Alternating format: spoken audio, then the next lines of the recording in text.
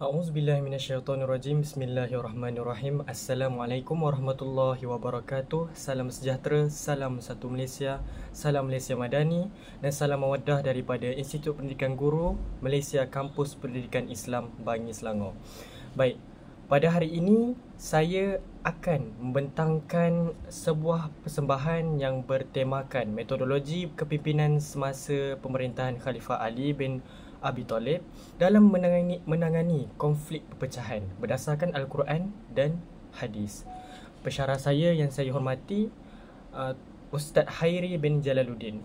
Baik, sebelum kita pergi lebih lanjut, izinkan saya untuk mengenalkan diri saya terlebih dahulu. Nama saya Muhammad Yazid Haikal bin Muhammad Najib dari kelas PT1S2.06, angka giliran 2023-10174, Kampus Pendidikan Islam. Baik, untuk isi kandungan saya yang pertama, suka saya untuk membawa rakan-rakan semua mengenali siapakah itu Ali bin Abi Talib.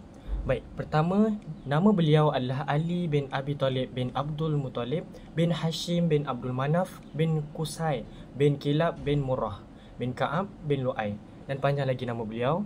Kemudian ibu beliau, ibu Saidina Ali adalah Fatimah, ialah Fatimah binti Asad. Dilahirkan pada 13 Rejab tahun 599 Masihi di Masjidil Haram, Mekah. Kemudian digelar sebagai Abu Turab. Dan karamallahu wajhah, Abu Turab ni ada kisah dia tentang yang mana badannya pernah diseliputi oleh tanah, maka Rasulullah SAW menggelarkan dia sebagai Abu Turab. Yang turab itu membawa maksud tanah. Kemudian karamallahu wajhah ni datang daripada gelaran di mana bermaksud Saidina Ali ni tidak pernah menyembah berhala seumur hidup dia. Kemudian pasangan beliau Fatimah Az-Zahra, dan dikurniakan 5 orang anak, iaitu Hasan, Hussein, Mohsin bin Ali, Ummu Kulsum dan Zainab. Untuk sifat Ali, kita tahu bahawa Ali ni seorang yang bijaksana, kemudian prihatin terhadap kebajikan rakyat, berani dan bertanggungjawab. Itu sekilaslah daripada biodata Saidina Ali bin Abi Talib. Baik, kita masuk pula kepada istilah konflik menurut Islam. Dalam surah Hud ayat 118, Allah berfirman, A'udzubillahi minasyaitonirrajim, walau syaa rabbuka laja'alan nasa ummatan wahidah wala yazaluna mukhtalifin, yang bermaksud, dan kalaulah Tuhanmu wahai Muhammad mengkehendaki, tentulah ia menjadikan umat manusia semuanya menurut agama yang satu, tetapi ia tidak berbuat demikian, dan kerana itulah mereka terus menerus berselisihan. So sebab kita tahu kalau kita bercakap pasal konflik, mesti ada satu elemen yang utamalah dalam konflik itu, iaitu elemen perselisihan. Jadi dalam Al-Quran telah terangkan bahawa konflik ini sememangnya ada dah, Allah telah ciptakan di atas muka bumi ini sebagai salah satu cabaran dalam kehidupan manusia serta ujian dalam kehidupan manusia juga.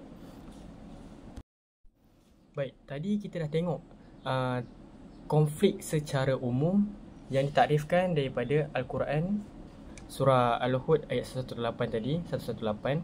Sekarang kita akan pergi kepada peristiwa pembunuhan Saidina Osman. Kerana perkara ini daripada titik tolak perkara inilah terjadinya konflik dalam pemerintahan Saidina Ali bin Abi Talib. Konflik sewaktu zaman pemerintahan Ali bermula sejak peristiwa pembunuhan Khalifah Osman, iaitu pada 18 Zulhijjah tahun 35 Hijrah. Semasa pemerintahan Osman ni munculnya satu kelompok yang dipelopori oleh Abdullah ibn Sabah, seorang Yahudi yang pura-pura memeluk Islam lah. Tapi pada masa yang sama ni membawa satu agenda yang tersendiri, agenda peribadi, iaitu menaburkan pelbagai jenis fitnah lah dalam kalangan masyarakat. Setibanya di Madinah, beliau mula melaksanakan agendanya, iaitu menjatuhkan kerajaan Osman dengan mempertikaikan cara pemerintahan beliau dan memburukkan nama beliau dengan cara menyebarkan berita palsu tentang penggunaan harta Baitul Mal ni. Sebab pada zaman itu katanya harta Baitul Mal itu dibelanjakan untuk kepentingan peribadi khalifah lah, iaitu Sayyidina Osman sendiri. Kemudian hal ini menyebabkan berlakunya perpecahan dalam kalangan masyarakat disebabkan ketidakpuas hatian dalam pemerintahan Osman sekaligus menggalakkan perkembangan aktiviti pemberontakan lah. Baik, kemuncaknya Khalifah Osman bin Affan ini dibunuh dengan kejam oleh kumpulan pemberontak yang dirancang oleh planner dia, Abdullah ibn Sabah juga. Antara siksaan sewaktu pembunuhan Osman ni, pintu rumah Osman ni dibakar, isterinya pula dipotong jari dan Al-Quran yang sedang dibaca dibaca oleh Osman ketika itu dipijak-pijaknya. Kematian beliau menyebabkan timbulnya pelbagai masalah lah sewaktu zaman pemerintahan khalifah berikutnya, iaitu Sayyidina Ali bin Abi Talib. Masalah yang muncul selepas ini kita akan tengok sedikit, iaitu konflik Sayyidina Ali dengan Sayyidatina Aisyah, konflik Sayyidina Ali dengan Muawiyah, dengan kemunculan puak Khawarij. Baik, kini kita masuk kepada konflik yang pertama yang berlaku dalam pemerintahan Ali bin Abi Talib. Pertama, konflik bersama Sayyidatina Aisyah, Ali bersama dengan Sayyidatina Aisyah. Konflik dia bermula seperti ini. Aisyah mendengar tentang khabar pembunuhan Osman serta pembaiatan Ali sewaktu beliau selesai menunaikan umrah. Kemudian dia berasa marah dengan pembunuhan yang berlaku di Tanah Haram sebab pada bulan haram itu. Maka beliau menuntut Ali untuk menjatuhkan hukuman kisas lah terhadap pelaku tersebut. Golongan Bani Umayyah juga menuntut hak kisas terhadap pembunuhan itu. So maksudnya ada dua pihak yang menuntut hak kisas terhadap pembunuhan Osman itu, iaitu Bani Umayyah dengan Sayyidatina Aisyah. Kemudian Talha dan Zubair meminta izin Ali untuk pergi mengerjakan haji di Mekah. Aisyah mewujudkan sinergi ketenteraan bersama Talha dan Zubair untuk menuntut bela atas perbuatan Ali yang dianggap sengaja mengabaikan kisas. Sebab kat sini isu berbangkit dia adalah Ali ni dia menangguhkan seketika pelaksanaan hukum kisas terhadap pembunuhan Osman atas alasan dia untuk meredakan suasana dulu yang pentadbiran yang kucak-kacir. Jadi selepas mereka bertiga bergabung tenaga, iaitu Aisyah, Talha dan Zubair, diorang juga dapat peruntukan daripada Ya'la Ibnu Umayyah menafkahkan 600 dirham, manakala Ibnu Amir membelanjakan sejumlah harta untuk Sayyidina Aisyah sebagai persiapan perang lah. Sebab lepas ni mereka akan pergi ke Basrah. So bersama-sama Aisyah terdapat lebih kurang 3,000 tentera. Kemarahan mereka dihalang oleh Uthman bin Hunayf, iaitu pemerintahan Basrah sendiri, kerana tidak mahu menggalakkan perang lah sesama Muslim dengan cara sama Muslim. Jadi Uthman bin Hunayf ni menghantarlah rundingan, namun lebih ramai penduduk Basrah turut serta dalam peperangan menyebabkan tentera Aisyah semakin ramai. Kesan daripada tindakan Ali ni yang menangguh hukuman kisas ni, tindakan Ali tersebut dibantah oleh Aisyah, Talha dan Zubair, termasuk juga golongan Bani Umayyah. Maka konflik ini mendorong kepada penentangan terhadap Ali menerusi Perang Jamal. Maka Perang Jamal pun berlaku lah selepas ini, kita akan tengok. Dalil untuk kisas ni saya selitkan sedikit daripada surah Al-Baqarah ayat 179. Maksud dia, wahai orang yang beriman, diwajibkan kamu menjalankan hukuman kisas, balasan yang seimbang dalam perkara orang yang mati dibunuh, iaitu orang yang merdeka dengan orang merdeka, hamba dengan hamba, perempuan dengan perempuan. Siapa pembunuh yang dapat sebahagian keampunan dari saudaranya pihak yang terbunuh, maka hendaklah orang yang mengampunkan itu mengikut cara yang baiklah dalam menuntut ganti nyawa. Dan si pembunuh pula hendaklah menunaikan bayaran ganti nyawa itu dengan sebaik-baiknya. Yang demikian itu adalah suatu keringanan dari Tuhan kamu serta suatu rahmat kemudahan. Sesudah itu, siapa yang melampaui batas untuk membalas dendam pula, maka baginya azab seksa yang tidak terperi sakitnya. Dan dalam hukuman kisas itu ada jamin kehidupan bagimu, wahai orang yang berakal fikiran, supaya kamu bertakwa. Baik, kita boleh tengok secara ringkas kronologi Perang Jamal ni macam mana. Tentera Aisyah dan tentera Uthman ibn Hunayf masing-masing tiba di Marbat. Kemudian mereka saling berpidato dan berdebat sama sendiri. Antara isinya adalah untuk menuntut bela lah kematian Uthman tu, isu dia. Setelah menamatkan perbalahan, mereka kembali ke kubu masing-masing. Kemudian perang bermula setelah berlakunya serangan mengejut ke atas tentera Aisyah yang dilakukan oleh Hakim bin Jabalah. Banyak nyawa yang terkorbanlah pada waktu itu, namun masih tidak mendatangkan penyelesaian. Mereka bercadang untuk berdamai. Lalu Ali menghantar Abdullah ibnu Sabah ni, Abdullah ibnu Abbas, manakala Talha dan Zubair mengutuskan Muhammad ibnu Tulaisah untuk berdamai. Jadi bila para pembunuh Osman ni dia dah tahu untuk bahawa mereka ni akan berdamai, dua kelompok ni, maka mereka pun membuat serangan senyap-senyap ke atas kedua-dua belah pihak itu dengan tujuan untuk menselisihkan lagi mereka, dan lagi satu untuk menghalanglah tujuan perdamaian tersebut. Oleh itu berlaku perselisihan faham terhadap janji perdamaian yang telah dipersetujui pihak Aisyah dan juga pihak Ali. Perang Jamal berlaku dengan melibatkan 30,000 tentera berpihak kepada Aisyah dan 20,000 tentera berpihak kepada Ali. Pertumpahan darah terjadi dengan mengorbankan lebih kurang dalam 10,000 orang. Akhirnya kemenangan berpihak kepada Ali, lalu beliau mengirimkan bekal dan unta-unta sebagai pengangkutan pihak Aisyah untuk balik ke Madinah. Selepas konflik kedua pula, Saidina Ali dengan Muawiyah pula cerita dia. Kita boleh tengok pertama sekali Muawiyah ni dia enggan memberi baiat kepada Ali kerana melihat beliau mengambil mudah tentang kematian Osman ni. Kemudian Ali menulis surat kepada Muawiyah untuk berjumpa dan berbincang. Lalu Ali ni melakukan persiapan lah bersama tenteranya untuk pergi ke Syam. Muawiyah mengetahui kemarahan Ali lalu berhasrat untuk menyekat kedatangan rombongan Ali lah. Mereka bertemu di suatu tempat bernama Kota Siffin. Lalu berlakunya perebutan Sungai Furat pula, sebab Kota Siffin ni dekat dengan Sungai Furat. Lepas tu perbelahan pun berlaku dan akhirnya ditamatkan dengan toleransi yang diberikan oleh Ali kepada Muawiyah terhadap Sungai Furat. Namun begitu, Muawiyah ni masih tetap pendiriannya untuk tidak membaiat Ali dan menyuruh Ali pula membaiat kepada dia. Maka perang Siffin ni berlaku dengan mengorbankan sejumlah tentera yang ramai. Pihak Bani Umayyah mengangkat mushaf tanda kemenangan berpihak kepada Ali. So isu bangkit dekat sini, kejadian perang Siffin ni yang dah jadi Siffin ni pula mendorong kepada pertubuhan Majlis Tahkim. Maka munculnya timbul rasa tidak puas hati terhadap diri golongan Khawarij terhadap keputusan Majlis Tahkim tersebut. Okey, sebelum itu kita kena tahu dulu Majlis Tahkim ni apa. Dalam majlis ini, Ali dan Muawiyah masing-masing mendatangkan wakil dalam membincangkan hal pembaiatan. Majlis Tahkim ini juga berlandaskan Al-Quran dan Sunnah lah. Mereka akan menggunakan hujah serta menjual diri ataupun menjual diri kelebihan masing-masing pihak masing-masing untuk menentukan siapa yang lebih layak untuk memegang jawatan khalifah pada waktu itu selepas perang Siffin tadi. Jadi kedua-dua belah pihak bersepakat untuk melucutkan dulu jawatan masing-masing. Namun malangnya Muawiyah ni menggunakan cara yang salah. Dia melucutkan jawatan Ali terlebih dahulu. Dia meminta wakil Ali tu untuk melucutkan jawatan Ali terlebih dahulu. Kemudian apabila masa wakil Muawiyah pula, dia tidak mahu, dia enggan untuk melucutkan jawatan Muawiyah. Jadi dekat sini secara tidak langsung Muawiyah menjadi khalifah yang sah lah. Maka bermulalah kemunculan golongan Khawarij yang tidak mahu lagi mentaati Ali kerana kecewa akan keputusan Majlis Tahkim tersebut. Katanya sebab Ali ni memang biarkan saja Muawiyah naik semasa Majlis Tahkim tersebut. Lalu memang Khawarij ni mengatakan bahawa mereka memang tidak puas hati lah dengan keputusan tersebut. So keadaan menjadi lebih teruk dan kacau bilau sebab adanya golongan Khawarij ni.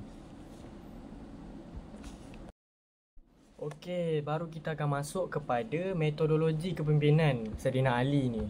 Bila kita dah tengok cerita panjang-panjang tadi kan. So kita tengok yang pertama, Ali ni mengutamakan lah konsep, dia mengaplikasikan konsep aulawiyat, iaitu keutamaan. Aulawiyat ni bermaksud keutamaan mendahulukan sesuatu yang berhak didahulukan berbanding perkara yang boleh dikemudiankan. Contohnya tadi kita boleh tengok Saidina Ali ni dilantik menjadi khalifah.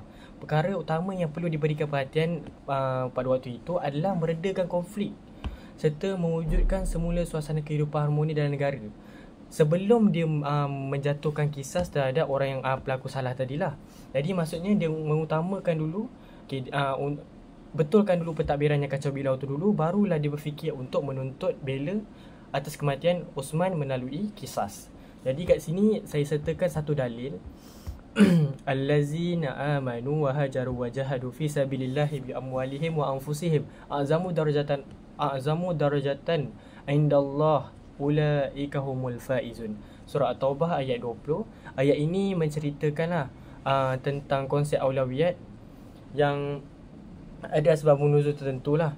Orang-orang yang beriman dan berhijrah serta berjihad di jalan Allah dengan harta dan jiwa mereka adalah lebih tinggi darajatnya di sisi Allah. Mereka itulah orang-orang yang memperoleh kemenangan.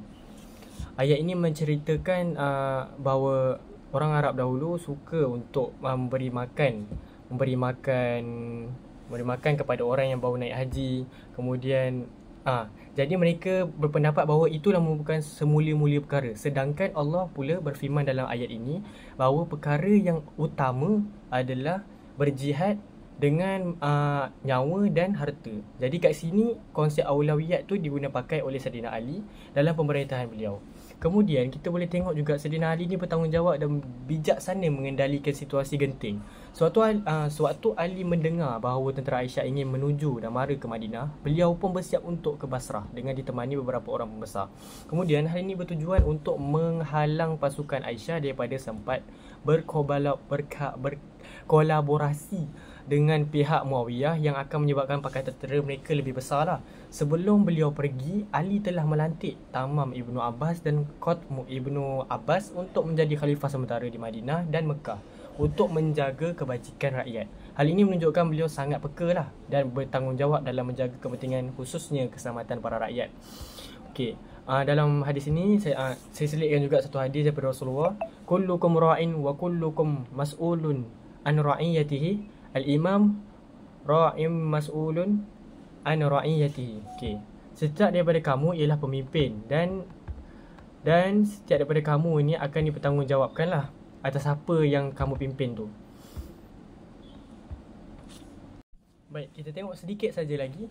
Yang ketiga, menjaga hubungan sesama manusia. Dalam perang Jamal ni, Ali cuba meredakan konflik yang berlaku antara dirinya dengan kelompok yang menuntut kisas. Contohnya seperti Sayyidatina Aisyah. Oleh itu, Ali menghantar utusan untuk membuat perjanjian damai dengan pihak tersebut untuk menghentikan peperangan. So kat situ kita dah boleh nampak dah bahawa Ali ni sebenarnya memang kalau boleh dia nak avoid juga peperangan. Dia memang kalau boleh dia nak elakkan juga. Lalu walaupun peperangan tetap juga berlaku, sikap ini masih menggambarkan bahawa Ali sebenarnya seorang yang lebih cenderung kepada situasi keamanan dan cuba mengelak tercetusnya perang sama saudara semestinya selagi mampu. Misi kedamaian akan mewujudkan kehidupan yang bebas permusuhan antara sesama Muslim. Dan kita boleh tengok juga pada masa yang sama selepas habisnya perang Jamal tadi, Ali sendiri memperuntukkan beberapa ekor unta serta beberapa bekalan makanan semuanya kepada Sayyidatina Aisyah untuk kembali ke Madinah. Lepas perang pun dia tolong lagi. So maksudnya dia masih lagi menjaga hubungan sama manusia. Jadi satu daripada surah Al-Hujurat ayat 10, innamal mu'minuna ikhwah fa aslihu baina akhawaykum wattaqullaha la'allakum turhamun. Sungguhnya orang-orang mukmin itu bersaudara, kerana itu damaikanlah antara kedua saudaramu yang berselisih dan bertakwalah kepada Allah agar kamu mendapat rahmat. Kemudian yang terakhir sekali kita boleh tengok Ali ni menjaga maruah diri dan mempertahankan kesucian agama Islam. Golongan Khawarij semakin melampau selepas berlakunya majlis tahkim tu, telah mengeluarkan kata-kata hina seperti mengkafirkan Ali disebabkan menerima keputusan majlis tahkim. Mereka juga bertindak agresif secara tiba-tiba dengan membunuh sesiapa sahaja yang enggan menerima fahaman mereka. Maka Ali bertindak dengan memutuskan perang ke atas golongan Khawarij disebabkan kezaliman yang mereka lakukan. Maka terjadinya perang Nahrawan yang menyebabkan hancurnya golongan Khawarij disebabkan perbuatan mereka yang mencemarkan nama Ali dan menyesatkan kaum muslim. Dalam Al-Quran disebut dalam surah Al-Baqarah ayat 190, wa qatilu fi sabilillahi allazina yuqatilunakum wa la ta'tadu innallaha la yuhibbul mu'tadin. Dan perangilah di jalan Allah orang-orang yang memerangi kamu, tapi janganlah melampaui batas. Sungguhnya Allah tidak menyukai orang yang melampaui batas. Okey. Baiklah, alhamdulillah kita dah tengok semua perjalanan zaman pentadbiran Sayyidina Ali bin Abi Talib dari sudut konflik yang terjadilah dan serta metodologi yang disertakan dalam slide ini, dalam persembahan ini. Maka dengan itu berakhirlah presentation saya pada hari ini. Terima kasih. Assalamualaikum warahmatullahi wabarakatuh.